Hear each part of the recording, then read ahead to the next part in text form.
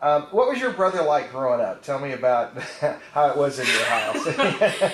He was, oh boy, I don't know how to describe it.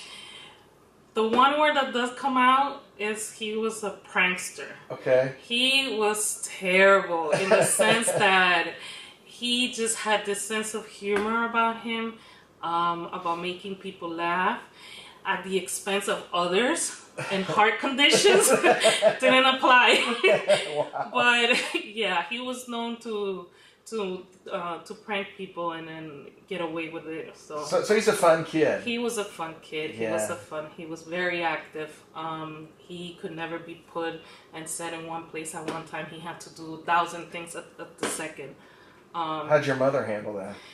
It was tough. It was tough. She was the type of mom that the school always had her on speed dial. Okay. She was the type of mom that always had to go to the office, principal's office, and every day was some sort of new adventure with him. I remember one time when we were teenagers, we were in high school, my brother calls my mom to get permission to donate blood because, he's under 18. My mom, all she could think about when she got that call was, what did you do now? I cannot leave work. Exactly. But that was the type of guy he was. Wow. Well, at some point, and I don't know what point it was, he decides to enlist in the Army. Tell us about that. What help him make that decision?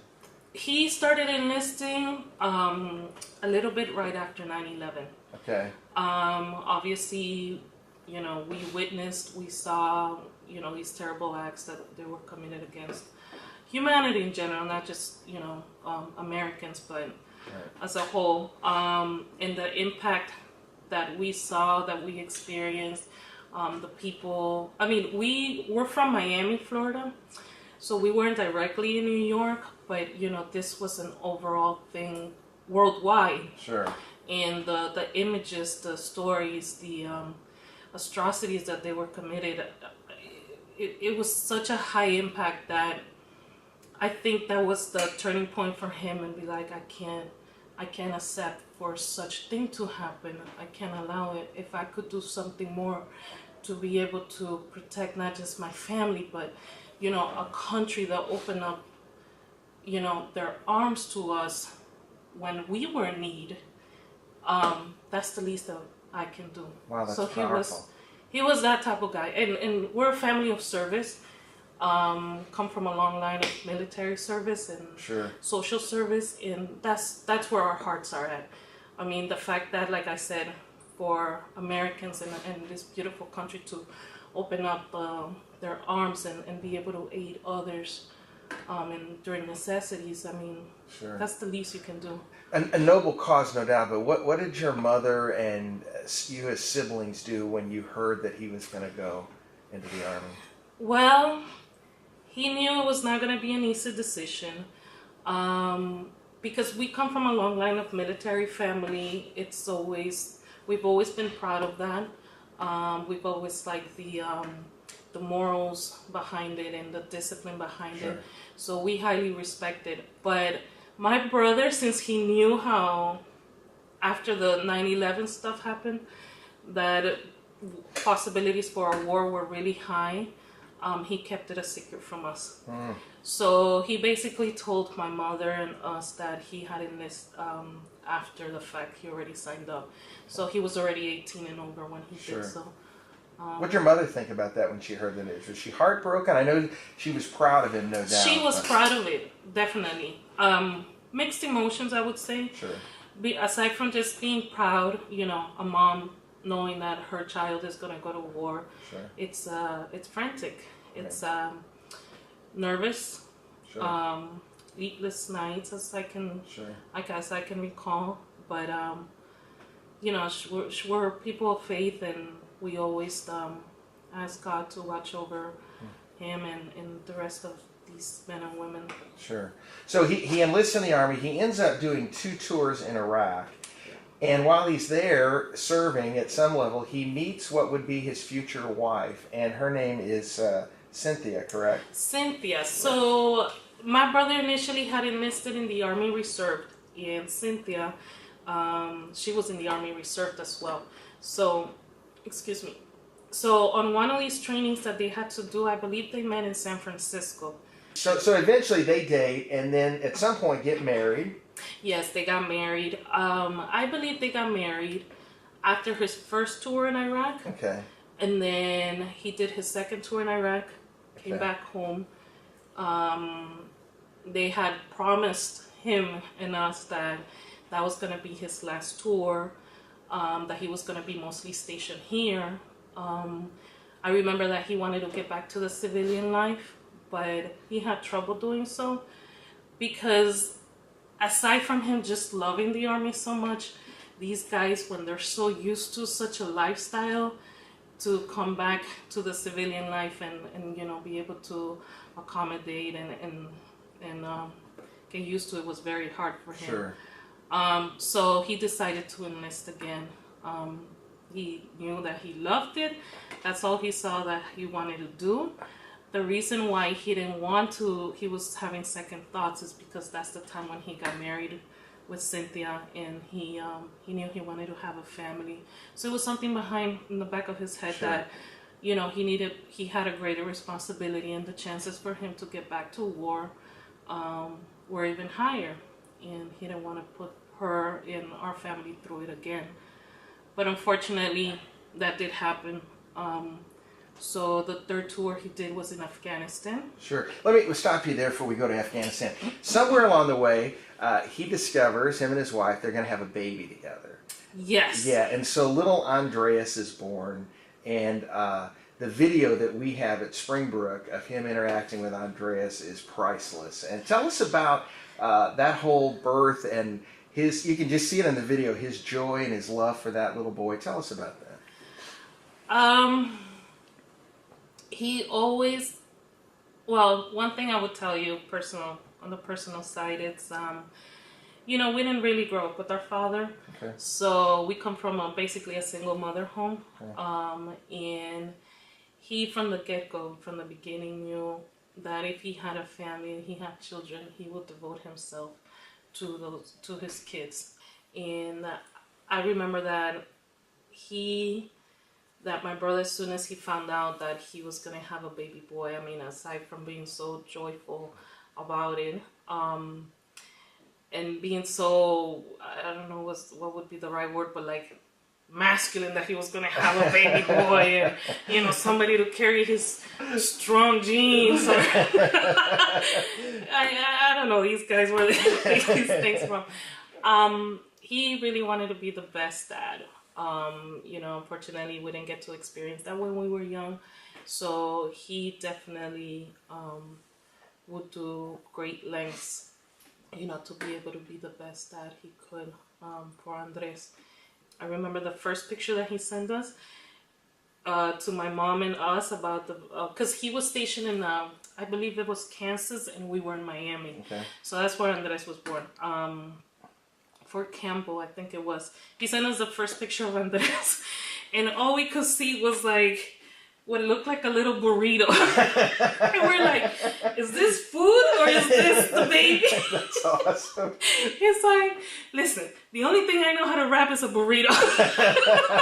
So that's how I'm going to wrap my son. That's awesome. And that's how he wrapped his son. That's awesome. But yeah, from the get-go, he just took charge of things and was able to help Cynthia a lot, because they were new parents. Sure. And they were by themselves, you know, right. Being stationed at where they were. So he learned sometime after Andreas is born, a few months later, right, that he's going to go to Afghanistan now. How long was that? Well, actually, Andres was born around August. My brother was stationed at that time in Kansas. Everything was going smoothly. He was grounded in Kansas. I believe that they had some sort of talks within the military that he was going to be there for a while. So I remember that Christmas time, he brings Andres to our home. They go to Miami, they go to Florida. And that's where we spent Christmas with them and stuff. And it was a little bit right, like a day after New Year's, where he got a call from, you know, the military saying, listen, we need you back right now for some sort of special training, I guess a week or 2 weeks training. because you're being deployed. Wow. And he was a sergeant already at that time. He knew what that meant. The way that he broke down the news to us was, there's a high possibility that they're going to send me to Afghanistan. Obviously, when we heard that, we were a little bit angry. And this is after the holidays. Because, we're like, well, you already did 2 tours in Iraq. They promised you that you were going to be stationed here. You just had a baby boy. Right. But, duties, their service, he had to make, he had to answer to a call right away. So he went to the 2 weeks training. So we had Andres and Cynthia at our home. And I remember that after the 2 weeks training, he calls me at my job and he goes, listen, I have to tell you something, serious, and I need your help. I'm like, yeah, sure, anything for you. What do you need? He's like, I'm back in Kansas. I'm going to be deployed to Afghanistan. Okay. He's like, I need you to bring my family and drive to Kansas. And I said, yeah, sure. So, so I told took vacation days out of work and did a long drive from Miami all the way to Kansas to, take his family. So he'd be able to spend some time with them the last week before he got deployed. So that was sometime in January. So he'd been with his son 9 months or so. Is that correct? About 8 months. 8 months, okay. So he gets deployed to Afghanistan.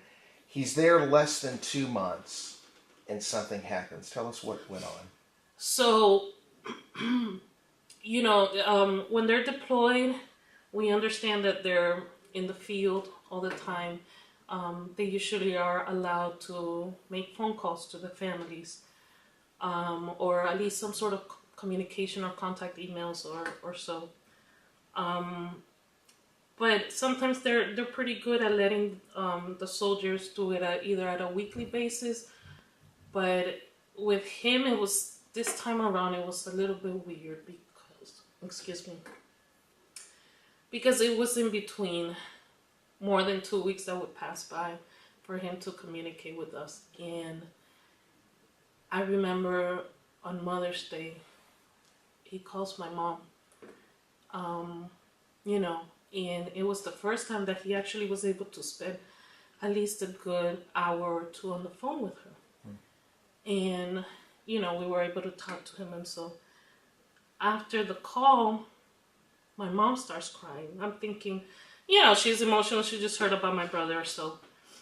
But she just tells me, there's something wrong with your brother. I'm like, what do you mean? She's like, it's a mother's feeling. I know he's not well. There's something going on. She just was not at ease at all. She couldn't sleep at all. So I remember after that conversation, I was logging into Facebook, and he came on the chat. And actually, that was the last time I spoke to him. But we were chatting. He was excited because he was gonna have his 2 weeks vacation pretty soon. And during that time, I had gotten them an anniversary gift that they hadn't used for a long time to get them to do a cruise. So, that was the time he was able to do it for. So he was getting excited for that. But there was something, within the chat that I knew something wasn't right. So I asked him, I'm like, what's going on? He's like, well, I don't want to tell you guys too much because I don't want to panic you guys. And aside from things being so confidential. So I said, sure. It's like, in a amount of days, such and such many soldiers have been shot. And I believe they already had 3 casualties within his unit.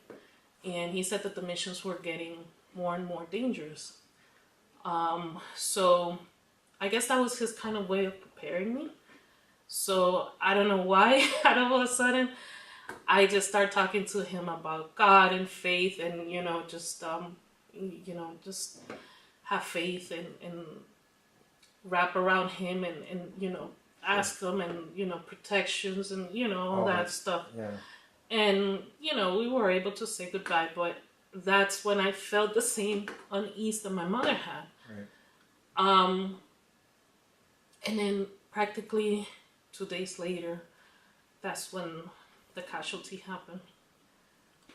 So he's leading a group of men. Something happens in the conflict. He loses his life.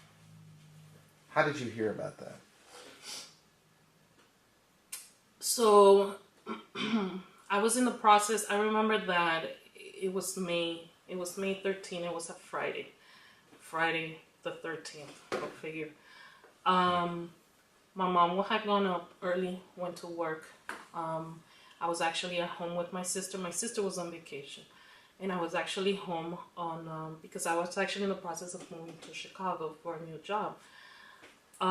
So I was at home Friday morning, and the house is 2 stories. I was upstairs in the bedroom. My sister was downstairs. I'm sorry, it was the other way around.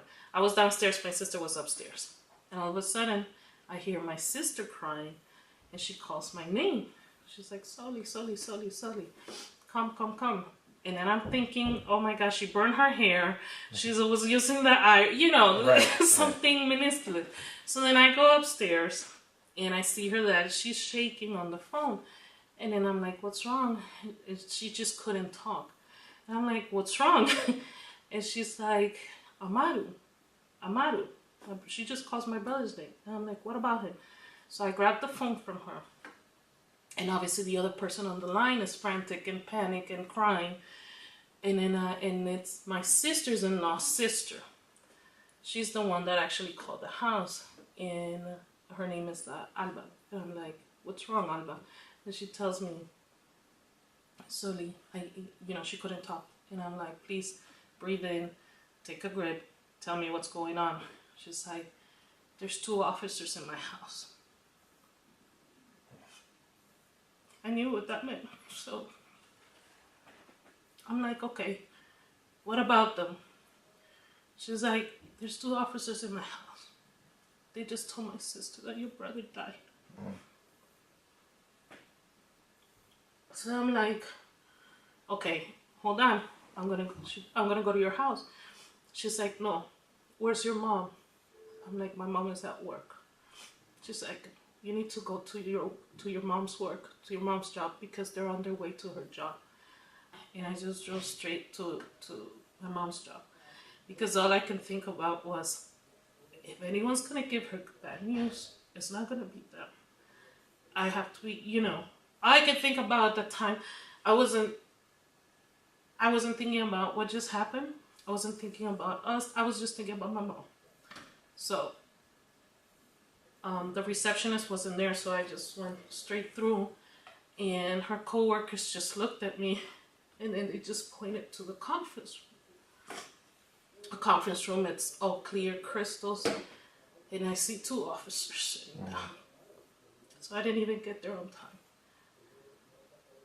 When I got in and sat down, my mom already just heard it from them. I saw the tears in her eyes, but she was speechless.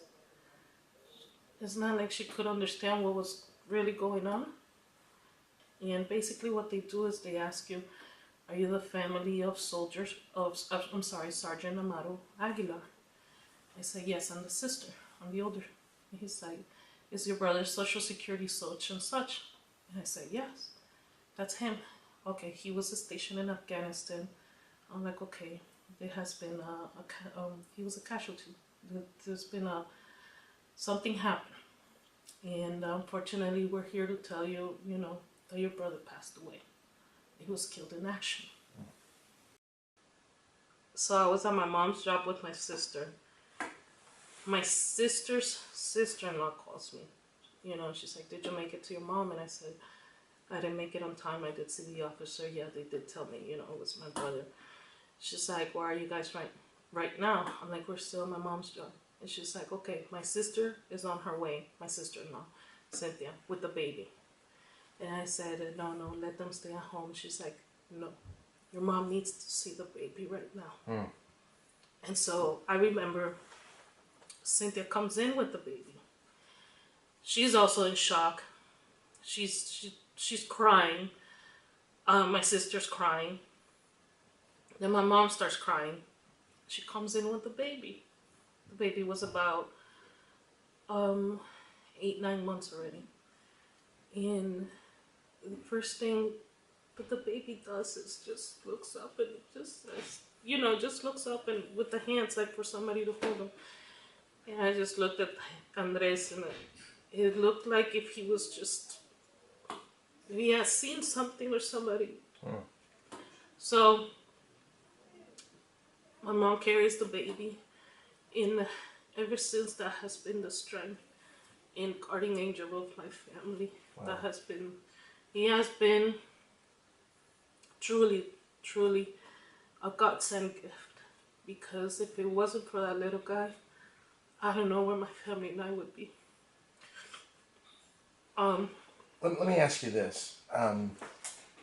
Your brother died serving our country on May 13th, 2011, just a few days after Mother's Day. Yeah. Here you are, a number of years later, now sitting here with me. The grief is still very real, very real. Yeah. Are you proud of your brother's service? Oh, yes. Was there bitterness for what happened? Did you work through that? Was there?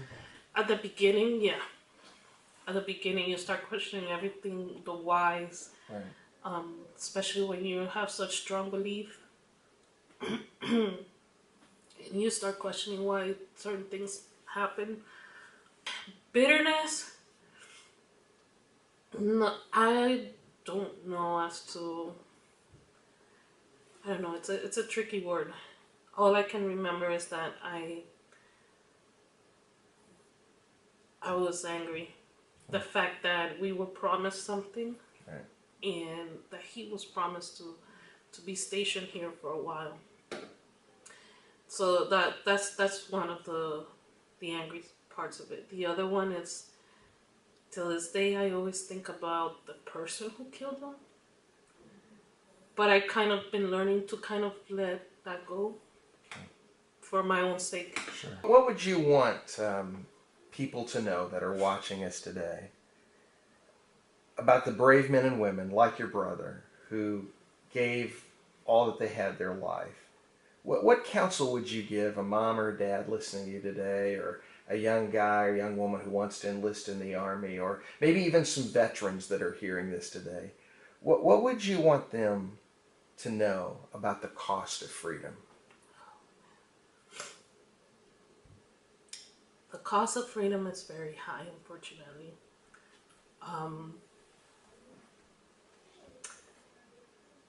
You have to be very proud and be very thankful. Words and the smaller things that we do for these men and women will never be enough for their sacrifice, because they put themselves in the line for us, for our freedoms, for our beliefs, for our morals. But freedom, unfortunately, these morals that we stand for as a country comes with a high price. But it has to be, and it's worth it. And there's no country like this one. There's no country like this one.